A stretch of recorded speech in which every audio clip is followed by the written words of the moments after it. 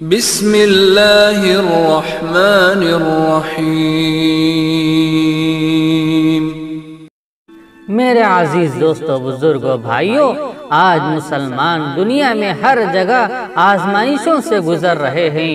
امریکہ اور یورپ سے لے کر چین برما تک ہر جگہ مسلمانوں کو رسوا کیا جا رہا ہے اور ان کی جان و مال، عزت، آبرو ایک بے قیمت چیز ہو چکی ہے۔ خود مسلم ممالک شام، عراق، افغانستان اور یمن وغیرہ میں مسلمانوں کی آپسی برادر کشی ہو رہی ہے، جس کے پیچھے صلیبی اور صہیونی سازشیں چل رہی ہیں، جس نے مسلمانوں کے خون کو پینے کے پانی سے بھی زیادہ آرزو کر رہا ہے۔ ظاہر ہے کہ یہ حالات ہمیں خود احتسابی کا سبق دیتے ہیں۔ مسلمانوں کو خود اپنے آپ کا جائزہ لینے کی ضرورت ہے، ایک ایسا جائزہ جو ایمان سے لے کر اعمال اور اخلاق تک تمام شعبوں کا احاطہ کرتا ہو، پھر رب کائنات سے رجوع کرنے اور اپنی کوتاہیوں کی اصلاح کرنے کے جذبے پر مبنی۔ ہر تکلیف دینے والے واقعے کو دوسروں کا قصور قرار دینا، اپنے آپ کو بری الذمہ سمجھنا مومنانہ طریقہ نہیں۔ یہ بنی اسرائیل کا طریقہ تھا کہ وہ اپنے اوپر پہنچنے والی مصیبتوں کا ذمہ دار حضرت موسیٰ علیہ السلام کو بناتے تھے اور اہل ایمان کو قرار دیتے تھے۔ وَإِن تُصِبْهُمْ سَيِّئَةٌ يَطَّيَّرُوا بِمُوسَىٰ وَمَن مَّعَهُ۔ یہی حال دوسری ان قوموں کا بھی تھا جو ایمان اور عمل صالح سے محروم تھے۔ جب ان کی اللہ کی طرف سے پکڑ ہوتی تھی تو وہ اہل ایمان کو اس کے ذمہ دار قرار دیتے تھے۔ خود رسول اللہ صلی اللہ علیہ وسلم اور آپ کے صحابہ کے بارے میں بھی قریش اسی طرح کی باتیں بھی کرتے تھے۔ قرآن مجید نے ہمیں بتایا ہے کہ انسان پر جو آزمائشیں آتی ہیں وہ اصل میں خود اس کی شامت اعمال کا نتیجہ ہوتی ہیں۔ وَمَا أَصَابَكُم مِّن مُّصِيبَةٍ فَبِمَا كَسَبَتْ أَيْدِيكُمْ وَيَعْفُو عَن كَثِيرٍ۔ اس لیے حالات کی ناموافقت کا سبب دوسروں میں تلاش کرنے کے بجائے اپنے آپ پہ تلاش کرنے کی کوشش کرنا ہے۔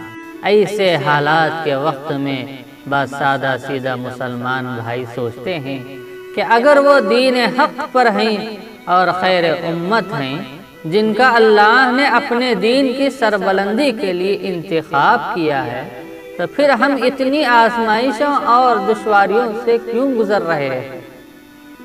یہ بات مسلمانوں کو جادہ حق سے ہٹانے اور ان کے ایمان کو متزلزل کرنے کے لیے اعدائے اسلام کی طرف سے بھی کہی جاتی ہے، لیکن یہ سوچنا درست نہیں۔ حقیقت یہ ہے کہ اللہ تعالیٰ نے مسلمانوں کے لیے آخرت میں تو یہ وعدہ کیا ہے کہ وہ ہر طرح کی نعمت سے سرفراز ہوں گے، جنت ان کی قیام گاہ رہے گی، وہ ہر طرح کی تکلیف ناگوار باتوں سے محفوظ رہیں گے، لیکن دنیا میں اس کا وعدہ نہیں کیا گیا، بلکہ اہل ایمان سے یہ بات کہی گئی کہ اللہ نے جنت کے بدلے ان سے دنیا کی زندگی خرید لی۔ ان اللہ اشتری من المؤمنین انفسهم واموالهم بان لهم الجنہ۔ قرآن مجید نے دوسری جگہ میں بھی بہت وضاحت تاکید کے ساتھ کہا ہے، وَلَنَبْلُوَنَّكُمْ بِشَيْءٍ مِّنَ الْخَوْفِ وَالْجُوعِ وَنَقْصٍ مِّنَ الْأَمْوَالِ وَالْأَنفُسِ وَالثَّمَرَاتِ وَبَشِّرِ الصَّابِرِينَ الَّذِينَ إِذَا أَصَابَتْهُمْ مُصِيبَةٌ قَالُوا إِنَّا لِلَّهِ وَإِنَّا إِلَيْهِ رَاجِعُونَ أُولَئِكَ عَلَيْهِمْ صَلَوَاتٌ مِّن رَّبِّهِمْ وَرَحْمَةٌ وَأُولَئِكَ هُمُ الْمُهْتَدُونَ۔ ہم تم لوگوں کو خوف کے ذریعے، بھوک کے ذریعے، مال اور جانوں اور پھلوں کے کچھ نقصان دینے کے ذریعے سے ضرور آزماتے ہیں۔ اس سلسلے میں آپ کا کام یہ ہے کہ آپ صبر کرنے والوں کو خوشخبری سنا دو، جن کا حال یہ ہے کہ جب ان پر کوئی مصیبت آتی ہے تو وہ لوگ کہیں ہم اللہ کے لیے ہیں، ہمیں اللہ ہی کی طرف واپس ہونا ہے۔ یہی لوگ جن پر ان کے رب کی طرف سے نوازشیں ہوں گی، یہی لوگ ہدایت یافتہ بھی ہوں گے۔ اس آیت کے اندر اللہ تعالیٰ نے زور دے کر فرمایا کہ مسلمانوں کو ضرور ہی آزمائیں گے۔ آزمائشیں بھی مختلف قسم کے ہوں گی۔ کبھی ایسا ہوگا کہ مسلمان خوف و دہشت سے دوچار ہوں گے، وہ اپنی جان و مال، عزت آبرو کے معاملے میں غیر یقینی صورتحال سے دوچار ہونا پڑے گا۔ آج پوری دنیا، خود ہمارے ملک میں مسلمان اسی صورتحال سے دوچار ہو رہے ہیں۔ دوسری بات یہ ہے کہ ان کو معاشی نقصانات سے آزمایا جائے گا۔ اس معاشی نقصان کا ایک درجہ تو یہ ہے کہ بالکل فاقوں کی نوبت آ جائے گی، جیسا کہ بعض ملکوں کی صورتحال جن کے قدرتی وسائل پر مغرب نے قبضہ کر رکھا ہے، یہی صورتحال برما کے مظالم اور شام کے مہاجرین کی ہے۔ دوسرا درجہ یہ ہے کہ یہ نوبت نہ آئے، لیکن ان کو معاشی اعتبار سے نہایت پسماندہ اور اقتصادی نقصان سے دوچار کیے جائیں گے۔ ملازمتوں کے دروازے ان پر بند کیے جائیں گے، جیسا کہ ہم ہندوستان میں دیکھتے ہیں کہ مرکز سے لے کر ریاستوں تک ملازمتوں میں آبادی کے اعتبار سے مسلمانوں کا تناسب بہت ہی کم ہے۔ تیسری بات یہ بتایا کہ ان کی آزمائش جانی نقصانات سے بھی ہوگی۔ ہندوستان میں مسلسل مسلمان اس مصیبت کا سامنا کر رہا ہے۔ صرف بھاگلپور، میرٹھ، جمشید پور، ممبئی اور گجرات کے فسادات، بابری مسجد کی شہادت کے موقع سے ہونے والے بلبوں میں شہید ہونے والے مسلمانوں کے تعداد شمار جمع کیے جائیں تو ان کی تعداد عجیب نہیں کہ 25,000 کے قریب پہنچ جائے گی۔ یہ ایسا جانی نقصان ہے جس سے مسلمان مسلسل دوچار ہوتے آئے ہیں۔ افسوس کی بات یہ ہے کہ جب فسادات کی روک تھام کے لیے ایک سیاسی جماعت نے مسلمانوں کے مطالبے پر بل مرتب کیا تو ان پارٹیوں نے بھی اس کی تائید کرنے سے انکار کر دیا جو اپنے آپ کو سیکولرزم اور اقلیت دوست کہتے ہیں۔ اور چوتھی بات یہ ہے کہ جس چیز سے آزمانے کا ذکر کیا گیا ہے وہ ہے ثمرات۔ ثمرہ کے معنی ہیں پھل کے۔ اس آیت میں بعض مفسرین نے اس سے اولاد مراد لیا ہے۔ وَالثَّمَرَاتِ الْأَوْلَادِ، تفسیر ابن کثیر ایک کتاب ہے، اس کے اندر لکھا ہے آج بہت سی ملکوں میں والدین کے سامنے ان کی مسلمان اولاد کے قتل کے واقعات ہو رہے ہیں۔ خود ہمارے ملک میں نوجوان مسلمان ہر وقت اس خطرے سے دوچار رہتے ہیں کہ نہ جانے انہیں بے قصور ہونے کے باوجود دہشت گردی کا الزام لگا کر جیل کے سلاخوں میں ڈال دیا جاتا ہے۔ یہ بھی اولاد کے نقصان کی ایک صورت ہے جس سے اس وقت ہندوستان کے مسلمان دوچار ہو رہے ہیں۔ اسی لیے مسلمانوں کا ان مصیبتوں سے دوچار ہونا اللہ تعالیٰ کے وعدہ اور قرآن مجید کی پیشن گوئی کے مطابق اور ان کا پیش آنا قابل تعجب نہیں، بلکہ ان واقعات کے پیش آنے کو مسلمانوں کے لیے ایمان اور یقین میں اضافے کا ذریعہ ہونا چاہیے۔ اگر کوئی جماعت ایمان پر قائم رہنے کے باوجود کسی وجہ سے مصیبتوں آزمائشوں سے محفوظ نہیں رہتا ہے تو اس کو حسرت اور افسوس، نا امید اور بے یقینی سے دوچار نہیں ہونا چاہیے۔ اللہ تعالیٰ اگر صاحب ایمان ہونے کی وجہ سے کسی کو آزمائشوں سے محفوظ رکھنا چاہتے تو اس کے سب سے زیادہ مستحق حضرات انبیاء علیہ السلام تھے، لیکن قرآن مجید نے تفصیل سے انبیاء اور ان کی قوم کے واقعات کا ذکر فرمایا، جن کے مطالعے سے صاف معلوم ہوتا ہے کہ انہیں اپنی قوم کی طرف سے سخت تکلیف اور مصیبت سے دوچار ہونا پڑا۔ حضرت نوح علیہ السلام پہلے پیغمبر تھے جن کو مشرکین سے سابقہ ہونا پڑا۔ اللہ تعالیٰ نے انہیں طویل عمر عطا فرمایا۔ انہوں نے اپنی زندگی کے 950 سال کا غالب حصہ دعوت حق کا فریضہ انجام دیتے ہوئے گزارا، لیکن قوم کا رد عمل مسلسل انکار، سرکشی تھا۔ وہ مذاق اڑاتے تھے اور ان کو برا بھلا کہتے تھے۔ تفسیری روایتوں سے معلوم ہوتا ہے کہ ان کی قوم ان پر سنگ باری بھی کرتی تھی آخر اللہ تعالیٰ کا عذاب آیا اور ایمان لانے والوں کو چھوڑ کر حضرت نوح علیہ السلام کی پوری قوم صفحہ ہستی سے مٹا دی گئی۔ حضرت سیدنا ابراہیم علیہ السلام برگزیدہ پیغمبر تھے کہ ان کے بعد تمام پیغمبر انہی کی نسل سے پیدا ہوئے، جن میں رسول اللہ بھی شامل ہیں۔ ان کو بڑی بے دردی سے نظر آتش کرنے کی کوشش کی گئی، اور جو ایندھن آگ کو جلانے کے لیے تیار کیا گیا، قوم کے ایک ایک فرد نے اس میں حصہ لیا، لیکن اللہ تعالیٰ نے اپنی قدرت خاص سے آپ کو بچا لیا۔ صرف دوسروں سے نہیں بلکہ اپنوں سے بھی کچھ کم تکلیف نہیں پہنچی۔ خود والد نے کہا، اگر تم دعوت توحید سے دور نہیں آؤ گے تو میں تمہیں سنگسار کر دوں گا۔ حضرت سیدنا یوسف علیہ السلام کے والد بھی نبی تھے، دادا بھی نبی، دادا کے بھائی بھی، اور پردادا حضرت ابراہیم علیہ السلام بھی، لیکن اس کے باوجود کیسی آزمائشوں سے گزرنا پڑا۔ اندھیرے کنویں میں پھینکے گئے، ماں باپ سے جدا کیے گئے، نبی زیادہ تھے لیکن غلام بنائے گئے، بازار میں بیچے گئے، اور بالآخر قید کی صعوبتوں برداشت کرنا پڑا، یہاں تک کہ مفسرین کی روایت کے مطابق کم و بیش 12 سال آپ نے قید خانے میں گزارے۔ حضرت موسیٰ علیہ السلام کی قوم بنی اسرائیل جن آزمائشوں سے گزاری گئی، قرآن مجید نے تفصیل سے ان کو بیان کیا۔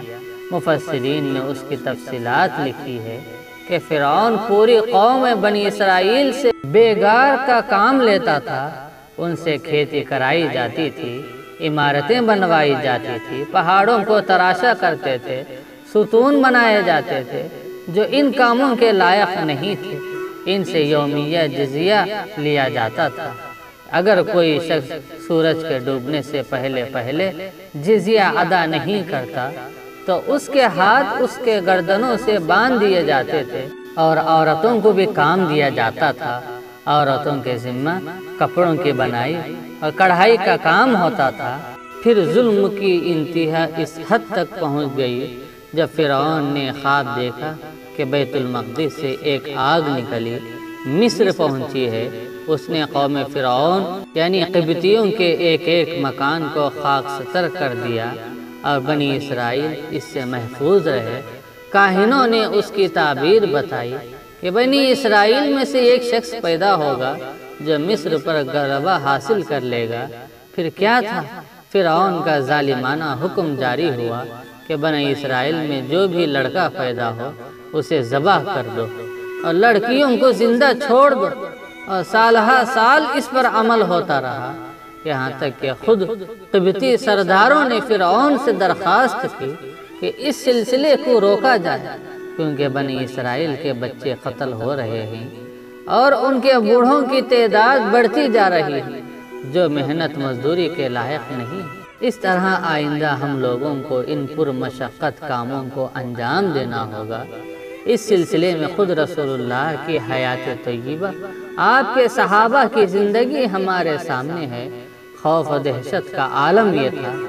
مکے میں حضرت ابو طالب روزانہ بنو ہاشم کے کچھ نوجوانوں کو آپ کی حفاظت پر مامور کرتے تھے، اور مدنی زندگی میں بھی جب تک سورہ مائدہ کی آیت نازل نہیں ہوئی آپ کی قیامگاہ پر پہرا دیا جاتا تھا۔ بعض روایات سے معلوم ہوتا ہے کہ صحابہ بہت سے دفعہ اپنے بستر میں تلوار رکھ کر سویا کرتے تھے تاکہ اگر کوئی دشمن اچانک حملہ کرے تو دفع کیا جائے۔ پوری مکی زندگی آپ کی جان خطرے میں رہی۔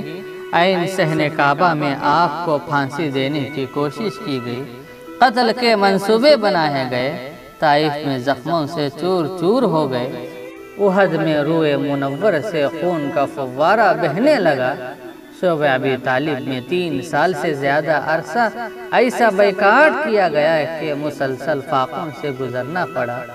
بنو ہاشم کے بچے ایک ایک دانے کو ترس گئے۔ اپنے عزیزوں کی قربانی آپ نے اپنے آنکھوں سے دیکھی۔ آپ نے حضرت حمزہ رضی اللہ تعالیٰ عنہ کی شہادت کا غم بھی دیکھا، جن کی لاش مسخ کر دی گئی تھی۔ مکی زندگی کے 13 سال آپ نے سخت مشقت میں گزارے۔ مدینہ آنے کے بعد بھی 8 سال کا عرصہ اسی طرح گزارا۔ اہل مکہ کی طرف سے زوردار حملے ہوتے رہے۔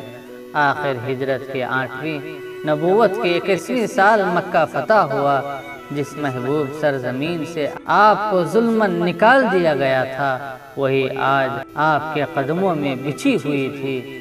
غور کرنے کی بات ہے کہ اللہ تعالیٰ اس بات پر قادر نہیں تھے کہ جیسے 21 سال کے بعد مکے کے لوگ دامن اسلام میں آ گئے، انہوں نے پیغمبر اسلام کے سامنے سرتاج جھکا دیا، یہی اہل مکہ آج سے 21 سال پہلے جب آپ نے دعوت حق پیش کی تھی، آپ کی دعوت کے سامنے سر جھکا لیتے، لیکن اللہ نے آپ کو ان آزمائشوں سے اس لیے گزارا کہ امت کو جن جن آزمائشوں سے گزرنا تھا، آپ کو ان تمام دشواریوں سے گزارا جائے، تاکہ مسلمانوں کے لیے اپنے نبی کا اسوہ موجود ہو، دشواریاں ان کے قدموں میں تزلزل پیدا نہ کرے، وہ مایوس نا امید نہ ہو، ان کے سامنے اپنے نبی کی مثال موجود ہو۔ یہ بات آپ کی امت کے لیے تسلی کا ذریعہ بنے۔ اس لیے مسلمانوں کو موجودہ عالمی اور ملکی حالات سے پریشان نہیں ہونا چاہیے، نہ ان کے یقین میں تذبذب پیدا ہونا چاہیے۔ یہ احساس رہنا چاہیے کہ ان کا آزمائشوں سے دوچار ہونا نبی کے ایسے حالات سے گزرنے کے مقابلے میں تو بہت ہی کم ہے۔ رسول اللہ نے اس امت کو پیش آنے والے حالات کے پس منظر میں فرمایا کہ اللہ کے یہاں آزمائش کے اعتبار سے افراد اور قوموں کا اجر ہوگا۔ اللہ جب کسی قوم سے محبت کرتے ہیں تو اس کو آزمائش سے دوچار کرتے ہیں۔ اگر وہ ان حالات میں بھی اللہ کے فیصلے پر راضی رہے تو اللہ تعالیٰ اس سے راضی ہو جاتے ہیں، اگر وہ اس پر راضی نہیں رہے تو اللہ بھی اس سے ناراض ہو جاتے ہیں۔ فمن رضی فلہ الرضا ومن سخط فلہ السخط۔ اس کو ایسا سمجھو کہ اگر آپ اپنے گھر سے باہر محلے کی سڑک پر نکلو اور وہاں پر دیکھیں گے کہ چند بچے آپس میں گالی گلوچ کر رہے ہیں، ان میں آپ کا بیٹا بھی ہے، تو آپ محلے کے بچوں کو تو چھوڑ دیں گے، لیکن اپنے بچے کا کان پکڑ کر گھر لائیں گے، اور ہو سکتا ہے کہ اس کو 2-4 تھپڑ بھی لگائیں گے، کیونکہ آپ دوسرے بچوں کی غلطی کو تو وقتی طور پر نظر انداز کر سکتے ہیں، لیکن آپ کا اپنا بھی جس سے آپ کا مستقبل جڑا ہوا ہو، اس کی تھوڑی سی کوتاہی بھی آپ کے لیے ناقابل برداشت ہوتی ہے، اور آپ فوری طور پر اس کو تنبیہ کرتے ہیں۔ بالکل اسی طرح یہ امت خدا کے دین کی سربلندی کے لیے پیدا کی گئی ہے۔ لوگ اپنے لیے جیتے ہیں اور یہ امت انسانیت کے لیے جیتی ہے۔ خیر امت اخرجت للناس، اس لیے دوسری قوموں کو تو اس کی کوتاہیوں پر ڈھیل دی جاتی ہے، جس کو قرآن مجید نے امہال سے تعبیر کیا، لیکن اس امت سے اگر کوئی کوتاہی ہو تو فوراً اس کی پکڑ کی جاتی ہے۔ اللہ کے نبی علیہ السلام نے فرمایا، مومن کی مثال کھیتی کی جیسی ہے کہ برابر ہوا اس کو ایک طرف سے دوسری طرف ہلاتی رہتی ہے۔ مومن اسی طرح آزمائش سے دوچار ہوتا رہتا ہے۔ منافق کی مثال ایسے درخت سے دی ہے جو ہلتا نہیں یہاں تک کہ ایک ہی دفعہ کاٹ لیا جاتا ہے۔ مثل المؤمن کمثل الزرع لا تزال الرياح تفيئه ولا يزال المؤمن يصيبه بلاء ومثل المنافق مثل الشجرة الأرز لا تهتز حتى تستحصد۔ عزیزان گرامی، موجودہ حالات سے گھبرانے کی ضرورت نہیں ہے، نہ قدم لڑکھڑانا ہے۔ ایک طوفان ہے جو آیا ہے، گزر جائے گا۔ ایسا نہیں ہے کسی خطے میں مسلمانوں کے مغلوب ہو جانے سے اسلام مغلوب ہو گیا، بلکہ تاریخ میں ایسی مثالیں موجود ہیں کہ عین اس وقت جب مسلمان مغلوبیت سے دوچار ہو رہے تھے، اسلام نے اپنی استدلالی قوت کی بدولت غلبہ اور فتح مندی کی نئی تاریخ رقم کی ہے۔ اسی لیے قرآن نے کہا کہ اگر تم ایمان و یقین کے اس معیار پر اپنے آپ کو لے آؤ جو اللہ کے یہاں مطلوب ہے تو انجام کار تم ہی کو غلبہ حاصل ہوگا۔ وَلَا تَهِنُوا وَلَا تَحْزَنُوا وَأَنْتُمُ الْأَعْلَوْنَ إِن كُنتُم مُّؤْمِنِينَ۔ علامہ اقبال نے کیا ہی خوب کہا، تو نہ مٹ جائے گا ایران کے مٹ جانے سے، نشہ میں کو تعلق نہیں پیمانے سے۔